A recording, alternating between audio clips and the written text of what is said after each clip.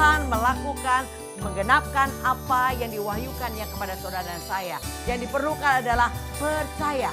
Kalau saudara mau bersama Tuhan Yesus, tidak ada yang tidak bisa.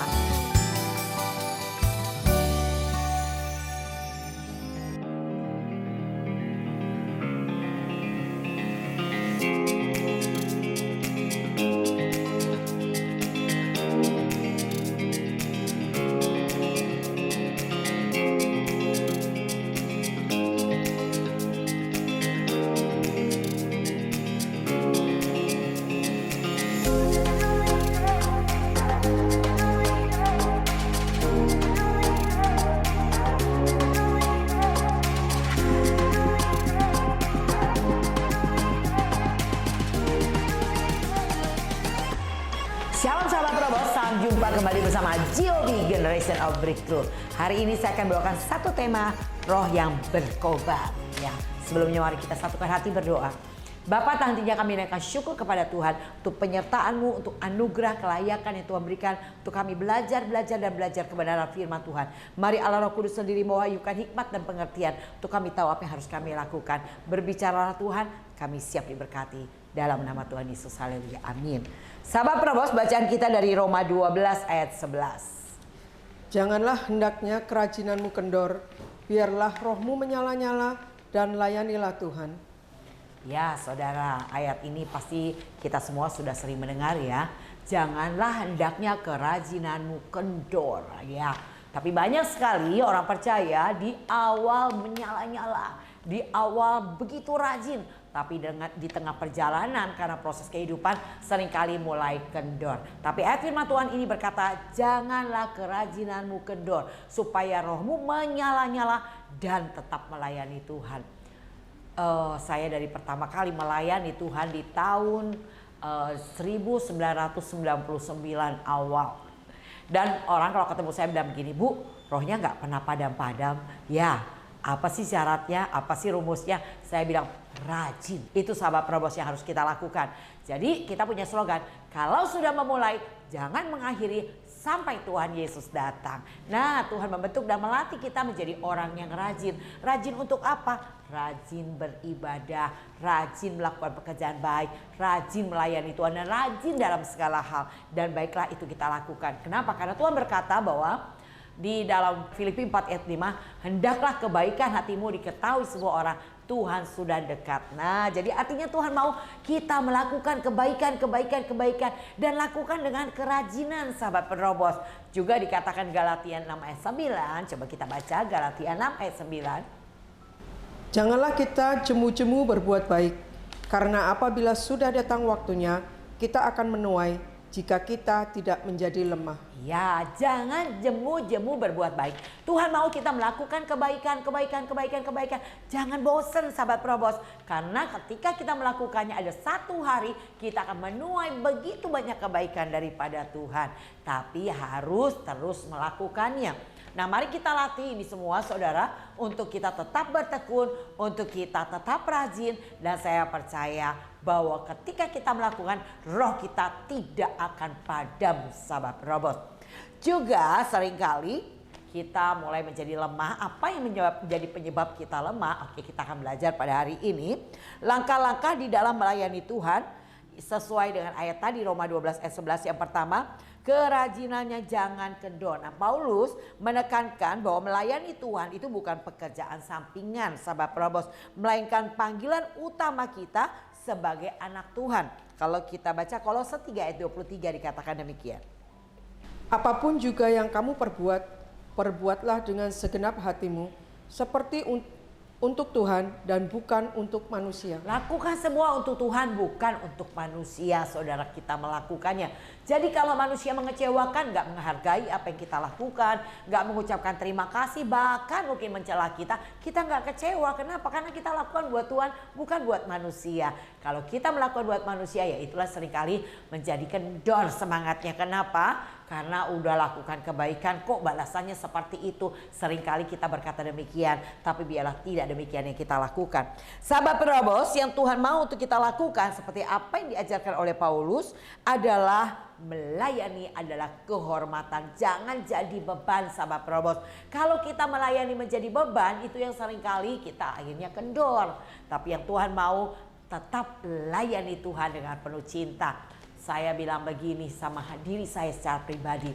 Dulu saya bisa bekerja di sebuah perusahaan konglomerat adalah suatu kebanggaan. Tapi hari ini saya tahu kepada siapa saya bekerja. Saya bekerja kepada konglomerat di atas segala konglomerat. Dia adalah yang punya segala yang ada di muka bumi ini. Betapa hebatnya tempat di mana saya bekerja, yaitu kepada Yesus yang luar biasa. Dan itulah yang memotivasi saya untuk saya tidak mundur dalam melayani. Kenapa? Karena saya bilang, Tuhan terima kasih untuk kepercayaan Tuhan berikan, dan saya memohon kepada Tuhan, biarlah kiranya saya boleh tetap dipercaya sama Tuhan. Jadi melayani Tuhan itu adalah anugerah, panggilan yang sangat luar biasa yang Tuhan berikan sebagai kepercayaan yang diberikan kepada kita semua. Dan itu yang saya rasakan, bahwa saya mendapatkan kehormatan dari Tuhan. Sekian miliar mungkin manusia di dunia ini, wah saudara, kita dipercaya dalam melayani Dia Raja segala raja. Jadi bangga akan hal itu, bersyukur untuk panggilan Tuhan, dan biarlah kita memohon kiranya kita masih bisa dipercaya. Jadi oleh karena itu yang harus kita lakukan, janganlah kendor, giatlah selalu dalam pekerjaan Tuhan yang Tuhan katakan. Malas itu adalah lawan dari kerajinan. Orang malas kehilangan kesempatan untuk dipakai Tuhan. Ya, ketika apa? Malas, banyak sekali alasan yang membuat orang akhirnya tidak melayani pekerjaan Tuhan. Kenapa? Aduh panas, sorry deh izin dulu hari ini. Seringkali kita mulai mengurangi. Ingat sahabat penerobos, mengurangi mulai dari angka 1. Nanti pasti ada 2, ada 3. Lama-lama melipir dan akhirnya hilang sahabat penerobos. Jadi oleh karena itu, rajin artinya tidak mengurangi sekalipun. Jadi kenapa saya baru mengerti apa yang dikatakan Tuhan ketika seorang murid bertanya dalam Lukas 13 ayat 23 dan 24, Guru, sedikitkah orang yang diselamatkan? Dan Yesus berkata, berjuanglah untuk masuk melalui pintu yang sesak, sebab banyak orang berusaha gak bisa masuk. Ternyata ikut Tuhan bukan hanya sekedar berusaha, tapi kita harus berjuang. Lewati setiap perintangan, tantangan, tetap berjuang untuk rajin, kuncinya begitu. Dan saya terlalu percaya apa yang dikatakan Tuhan, carilah aku maka engkau akan hidup, dan aku datang memberi hidup yang berkelimpahan. Jadi cari Tuhan. Di mana Tuhan kita cari? Tuhan berkata dan berjanji, 2-3 orang berkumpul dalam namaku, aku hadir.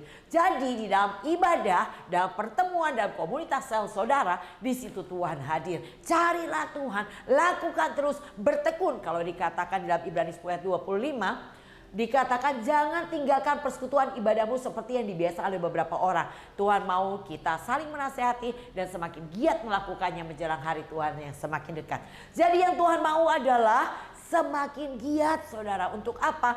Untuk terlibat di dalam persekutuan bersama saudara-saudara seiman. Nah, saya percaya ketika kita datang kepada Tuhan, mencari Tuhan, Tuhan punya janji. Tuhan berkata dalam 1 Timotius 4 ayat 8, latih dirimu ibadah, karena itu berguna dalam segala hal, karena mengandung janji untuk hidup ini dan hidup yang akan datang. Wow, betapa luar biasanya kekuatan dan kuasa ibadah saudara. Banyak orang menganggap udah gak perlu banyak-banyak ibadah. Banyak orang berkata begitu, cukuplah hari Minggu. Wah saudara, sangat tidak cukup. Kalau dikatakan orang benar saja hampir-hampir tidak diselamatkan, bagaimana dengan orang fasik dan orang berdosa? Jadi kita yang sudah rajin ibadah, rajin berdoa, rajin melayani, seringkali kita pun gagal respon sahabat penerobos. Apalagi yang tidak rajin. Jadi oleh karena itu tetaplah jaga kerajinan supaya kita tetap berkobar. Nah saudara, jangan malas ya. Kerajinan menunjukkan kesetiaan. Jadi Tuhan akan mempercayakan hal besar kepada mereka yang setia dalam hal kecil. Kita baca Lukas 16 ayat ke-10. Barang siapa setia dalam perkara-perkara kecil, ia setia juga dalam perkara-perkara besar. Dan barang siapa tidak benar dalam perkara-perkara kecil, Ia tidak benar juga dalam perkara-perkara besar. Ya, Tuhan melihat kesetiaan, dan kesetiaan itu bisa kita dapatkan ketika kita rajin. Ketika kita rajin, kita bisa tekun, dan ketekunan akan membuat kita bisa setia, ya. Tetapi untuk bisa tekun dimulai dari satu kata yang dibolak-balik sama. Apa sahabat Probos? Taat, ya. Dibalik tetap taat. Artinya apa? Nurut-nurut aja. Percayalah saudara, kita ada di gereja lokal hari ini bukan suatu kebetulan. Tuhan yang memanggil, memilih, menempatkan saudara di gereja lokal, di komunitas-komunitas rohani yang ada pada saudara hari ini. Disitulah Tuhan memanggil dan menempatkan kita. Yang diperlukan adalah taat saudara sama pemimpin. Percayalah, tidak ada seorang pemimpin dipilih itu karena maunya sendiri, tidak. Tapi Tuhan yang mempercayakan kepada para pemimpin untuk memimpin. Dan ingat saudara dan saya, kita adalah domba. Apa kelemahan domba? Domba itu nggak bisa pulang kandang sendiri, saudara. Domba harus tetap dalam komunitas kawanan. Dan domba harus punya gembala yang akan memimpin sampai ke kandang yang sesungguhnya. Dan percayalah, gembala akan membawa domba-domba ke padang rumput yang hijau, berbaring, dan juga ada di air yang tenang. Wah, segala hal yang baik yang saya percaya gembala akan lakukan buat sahabat penerobos. Yang diperlukan adalah taat. Ketika kita mulai tidak taat, disitulah adalah awal masa kebodohan manusia. Seperti firman Tuhan katakan 1 Petrus 1 ayat 14. Hiduplah sebagai anak-anak yang taat dan jangan turuti hawa nafsu yang menguasai kamu pada waktu kebodohanmu. Ya, hiduplah sebagai anak-anak yang taat. Bahkan dikatakan dalam Efesus 5 ayat ke-1. Sebab itu jadilah penurut-penurut Allah seperti anak-anak yang kekasih. Ya, ternyata kita akan menjadi anak-anak kekasih Tuhan kalau kita nurut, ya, nurut, taat. Seperti dikatakan tadi 1 Petrus 1 ayat 14, hiduplah sebagaimana anak-anak yang taat. Karena kalau kita tidak taat, percaya saya dan percaya firman dikatakan, engkau akan masuk pada masa kebodohan. Masa kebodohan manusia adalah ketika kita mulai menjauh daripada Tuhan. Maka yang terjadi adalah timbul akar pahit dan akan menimbulkan kerusuhan dan mencemarkan orang banyak, seperti dikatakan Ibrani 12 ayat ke-15. Jadi oleh karena itu saudara, diperlukan adalah taat, ya. Nurut saudara. Saudara akan dikasihi Tuhan.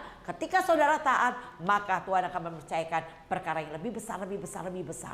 Aman ketika kita taat. Karena ketika kita taat, Tuhan akan membawa kita ke padang rumput yang hijau, ke tempat yang indah, segala hal yang baik, penggenapan akan janji Tuhan. Dan itu semua kita alami kalau kita taat. Karena pemimpin akan membawa kita ke tempat yang demikian, ke hal-hal yang baik. Oleh karena itu kerajinan kita janganlah kendor.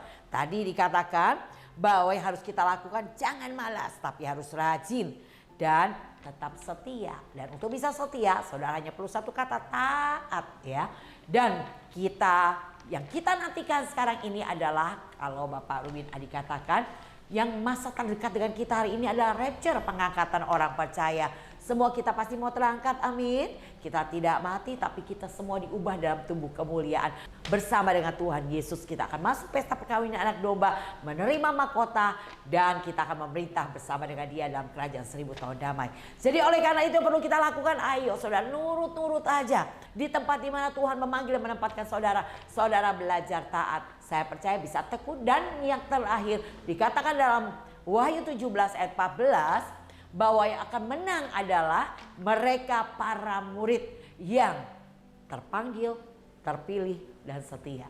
Sama penerobos, kita sudah terpanggil untuk menerima Yesus sebagai Tuhan Juru Selamat. Dan kita hari ini sudah terpilih, kita bisa melayani dia. Tinggal satu yang harus kita pertahankan, setia. Amin. Jadi setia artinya tetap bertahan, tetap bertekun, terus melakukan walaupun tetap bertahan, setia melayani dia, setia melakukan pekerjaan baik, setia melakukan apa yang menyenangkan hati Tuhan dimanapun Tuhan menempatkan kita. Yang kedua, langkah dalam melayani Tuhan sesuai dengan ayat tadi Roma 12 ayat 11 adalah roh menyala seperti obor. Ya saudara ya. Nah, Paulus menasihati Timotius, yaitu anak rohaninya, untuk mengobarkan karunia yang ada padanya. Kita baca dalam 2 Timotius 1 ayat ke-6. Karena itulah kuperingatkan engkau untuk mengobarkan karunia Allah yang ada padamu oleh penumpangan tanganku atasmu. Ya saudara, Roh Kudus adalah sumber semangat yang terus menyalakan api pelayanan buat kita. Dulu ketika saya masuk dalam panggilan Tuhan, yaitu Tuhan taruhkan kerinduan saya untuk melayani Dia. Lalu teman saya di kantor ajak saya ikut KKR. Tiba-tiba saya punya kerinduan untuk saya ikut di KKR itu. Dan pada saat saya mengikuti, hamba Tuhan berkata, di sini ada Roh Kudus dalam bentuk lidah api. Siapa yang mau terima, angkat tangan. Saya bilang, Tuhan, saya rindukan Engkau Tuhan. Lalu tiba-tiba saya menangis. Rasanya saya orang yang paling berdosa. Setelah itu saya mulai berkata-kata dengan bahasa yang baru yang gak pernah saya ngerti. Dan berikutnya saya mulai maju. Saya dilawat Tuhan, saya rebah, saya bangun, saya dapat roh sukacita, saya tertawa. Dan seperti orang mabuk anggur pada saat itu, seperti yang dialami para rasul ketika hari raya Pentakosta. Nah, itu yang saya alami. Saya sampai di ruang parkir, di tempat parkir saya masih tertawa, nggak bisa berhenti, sahabat Robos. Dan besoknya saya bingung, saya bilang, ini ada apa ibadah ya, kok nggak pernah saya mengalami ibadah seperti itu. Tapi jujur dari hati saya, tidak pernah saya mengalami sukacita sedemikian yang saya alami pada saat itu. Dan berikutnya saya mulai masuk dalam panggilan Tuhan. Dan saya mulai bertanya sama teman saya, emang Tuhan bicara ya? Kok selama ini aku nggak tahu Tuhan bicara? Ya, kamu minta saja. Dan Tuhan mulai bawa saya masuk di dalam rencananya. Seperti yang dikatakan dalam Yesaya 26 ayat 7, jejak orang benar lurus, engkaulah yang merintis jalan yang lurus itu. Jadi sahabat Perobos, Tuhanlah merintis jalan yang lurus buat sahabat Perobos. Ketika kita dipanggil mendekat kepada Tuhan, Tuhan rintis jalannya. Dan Tuhan bawa kita masuk di dalam rencananya. Memang di jalan yang Tuhan rintis itu gak selalu mulus sahabat Perobos. Ada mungkin kita melalui api, tapi Tuhan janji dalam Yesaya 43, engkau tidak akan dihanguskan. Walaupun kita lewat sungai, Tuhan janji engkau tidak akan dihanyutkan. Walaupun di jalan-jalan lembah, gunung, saudara, kita harus mendakinya. Tapi yang penting tetap bersama Yesus. Ketika sahabat Perobos dan saya tetap bersama Yesus, tidak ada masalah yang tidak ada solusi. Pasti ada jalan keluar. Wow, luar biasa ya sahabat Perobos. Jadi yang harus kita lakukan adalah sama seperti obor yang harus dijaga agar tidak padam sahabat Perobos. Ya, jadi jaga apinya itu jangan sampai padam. Ternyata kuncinya adalah datang pada Tuhan di pagi hari. Sebelum melakukan aktivitas apapun, datanglah kepada Tuhan. Dan itu yang saya alami.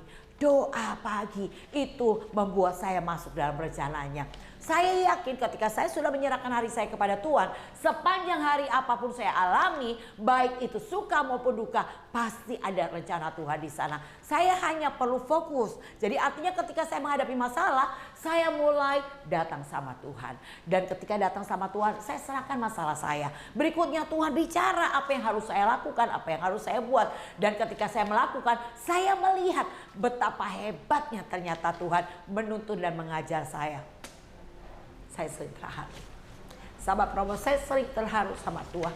Untuk setiap pengajaran-pengajarannya Tuhan berikan dalam setiap masalah. Saya sempat malu sahabat Perobos sama Tuhan ketika saya bilang, Tuhan mana? Tuhan bilang tahun 2025 adalah tahun penuaian. Tapi saya merasa saya belum menerima penuaian seperti yang saya pikirkan. Yaitu jiwa-jiwa yang banyak atau berkat yang banyak. Tapi Tuhan bilang begini, Lydia, tidakkah kau tahu? Aku memelihara engkau di padang gurun. Dan saya menyadari, ternyata Tuhan memelihara saya luar biasa. Tidak mengalami kekurangan. Apa yang saya butuhkan, Tuhan mencukupkan dengan caranya. Dan itu yang membuat saya terharu. Di situ saya melihat hebatnya Tuhan menyertai dalam setiap masalah yang ada di depan saya. Jadi sahabat Perobos, jangan pernah menyerah, jangan pernah menjadi lemah, jangan pernah kendor. Karena masalah demi masalah yang sudah hadapi. Justru di tengah masalah kau akan kenali Tuhan. Betapa hebatnya Tuhan tolong kita. Betapa hebatnya jalan keluar daripada Tuhan yang gak pernah kita pikirkan. Saya bilang, Tuhan ampuni. Saya sempat mempertanyakan janji Tuhan. Tapi ternyata Tuhan memelihara saya luar biasa. Nah demikianlah, biarlah roh kita tetap berkobar dalam Tuhan. Jadi sahabat Perobos, Roh Kudus itu adalah sumber semangat yang akan terus menyalakan api pelayanan buat kita. Ya hampir 26 tahun Saya masuk dalam panggilan Tuhan untuk melayani dia. Dan saya bilang, saya nggak pernah menyesal meninggalkan pekerjaan dan jabatan saya. Saya bersyukur Tuhan memanggil saya. Karena saya tahu, saya bekerja bukan kepada konglomerat. Saya bekerja kepada konglomerat, atas konglomerat raja segala raja. Saya bangga akan panggilan Tuhan. Biarlah demikian juga yang ada pada sahabat penerobos. Ya saudara, itulah yang harus kita pertahankan. Jangan sampai api itu padam. Api yang berkobar bukan hanya memberi kehangatan bagi diri kita sendiri, tetapi juga menjadi terang dan berkat bagi orang lain. Kita baca dalam Matius 5 ayat 14 sampai dengan 16. Kamu adalah terang dunia. Kota yang terletak di atas gunung tidak mungkin tersembunyi.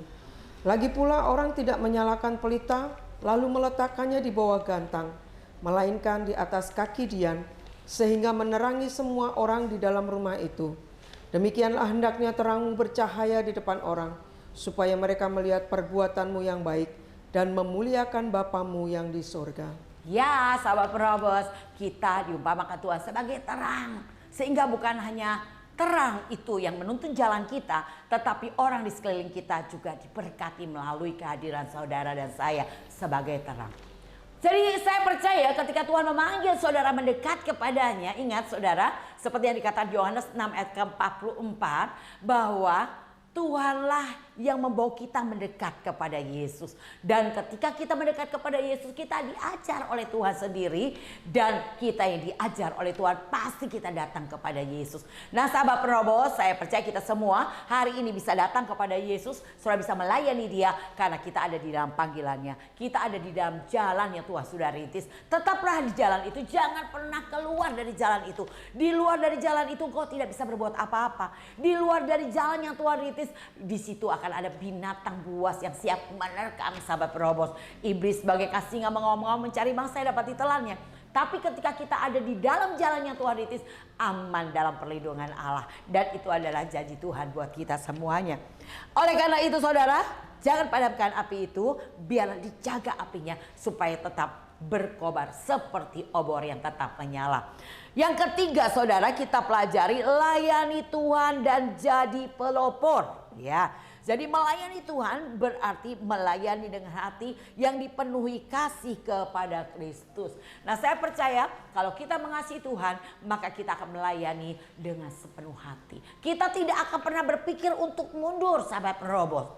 Jadi sahabat penerobos, saya mau katakan, kalau hari ini kau berpikir mundur karena apa yang kau lihat, karena apa yang kau dengar, karena apa yang kau hadapi, engkau tidak sedang melayani Tuhan. Kau sedang melayani dirimu sendiri. Ketika engkau tidak mendapatkan pujian, tidak mendapatkan penghargaan, engkau tidak mendapatkan ucapan terima kasih, engkau mulai kecewa dan engkau mulai marah dan engkau mulai meninggalkan pelayanan. Sahabat penerobos, saya katakan, kita bukan melayani Tuhan. Tapi kalau saudara melayani Tuhan dengan cinta kepada Tuhan, tidak pernah ada kata mundur. Walaupun kau dihina, dianiaya, gak dianggap, gak dihargai, engkau tidak diucapkan terima kasih, engkau tetap melayani Tuhan dengan penuh cinta. Itu baru melayani dengan ketulusan. Nah kadang-kadang Tuhan uji ketulusan kita.